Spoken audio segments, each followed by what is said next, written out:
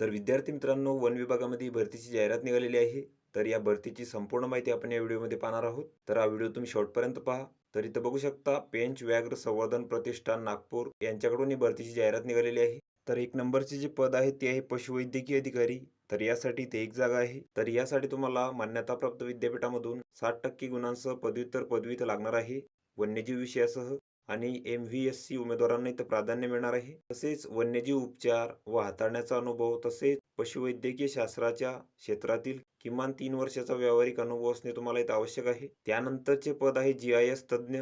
तर यासाठी ते एक जागा आहे. यासाठी तुम्हाला MSc लागेल, जिओ फॉर्मॅटिक किंवा इन्व्हायरमेंटल सायन्स किंवा जिओलॉजी तुम्हाला इथं लागणार आहे, किंवा BE BTech computer science with diploma in geoinformatics तुम्हाला इथं लागणार आहे. तसेच GIS आणि रिमोट सेन्सरिंगमध्ये विशेष कौशल्य तुम्हाला इथं लागणार आहे. त्यानंतरचे पद आहे डेटा एनालिस्ट. तर यासाठी इथं एक जागा आहे. यासाठी तुम्हाला MSc लागेल, जिओलॉजी किंवा जिओ फिजिक्स इथं लागणार आहे, किंवा BE BTech कॉम्प्युटर सायन्स किंवा इंजिनिअरिंग किंवा post graduation degree in data science तुम्हाला इथं लागणार आहे. तसेच वन्यजीव क्षेत्रात 5 वर्षाचा अनुभव तुम्हाला इथं लागेल. त्यानंतरचे पद आहे कनिष्ठ संशोधन सहाय्यक. तर यासाठी इथं 2 जागा आहेत. यासाठी तुम्हाला वन्यजीव विज्ञान किंवा प्राणीशास्त्र किंवा वनिकी किंवा वनस्पतीशास्त्र, पर्यावरणशास्त्र, वन्यजीव विज्ञान, तर यामध्ये तुम्हाला पदव्युत्तर पदवी इथं लागणार आहे 60% गुणांसह. तसेच वन्यजीव क्षेत्रात किमान 1 वर्षाचा अनुभव तुम्हाला इथं लागणार आहे.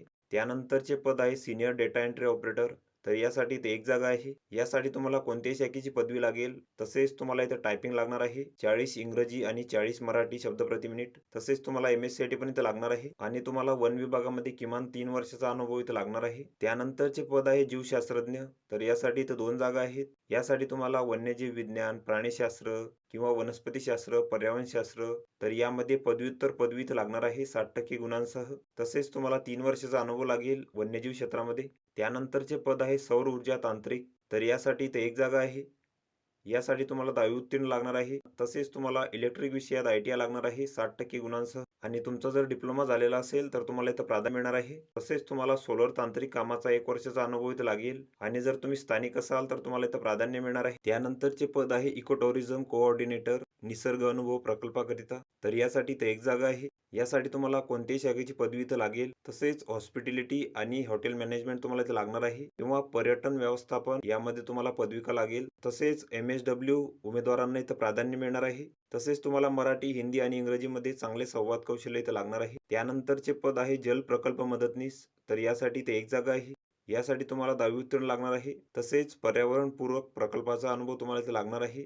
तसेच मराठी, हिंदी आणि इंग्रजी भाषेत लिहिता वाचता येणे तुम्हाला आवश्यक आहे. तसेच स्थानिक उमेदवारांना इथं प्राधान्य मिळणार आहे. त्यानंतर या पदांसाठी जे वेतन आहे तर तिथे दिलेले आहे. तर पशुवैद्यकीय अधिकारी यांच्यासाठी जे वेतन आहे तर ते 60,000 प्लस TA 10,000 तुम्हाला इथे मिळणार आहे. त्यानंतर GIS तज्ज्ञ यांच्यासाठी जे वेतन आहे तर ते 30,000 रुपये आहे. त्यानंतर डेटा एनालिस्ट, तर यासाठी 25,000 आहे. त्यानंतर कनिष्ठ संशोधन सहाय्यक, तर यासाठी इथं 25,000 रुपये आहे. त्यानंतर सिनियर डेटा एंट्री ऑपरेटर यांच्यासाठी जे वेतन आहे तर ते 21,000 रुपये आहे. त्यानंतर जीवशास्त्रज्ञ यांच्यासाठी जे वेतन आहे तर ते 35,000 प्लस 5,000 तुम्हाला इथं मिळणार आहे. त्यानंतर सौर ऊर्जा तांत्रिक यांच्यासाठी जे वेतन आहे तर ते 20,000 रुपये आहे. त्यानंतर इको टुरिझम कोऑर्डिनेटर यांच्यासाठी जे वेतन आहे तर ते 25,000 प्लस 5,000 तुम्हाला इथे मिळणार आहे. त्यानंतर जल प्रकल्प मदतनीस यांच्यासाठी 13,000 रुपये आहे.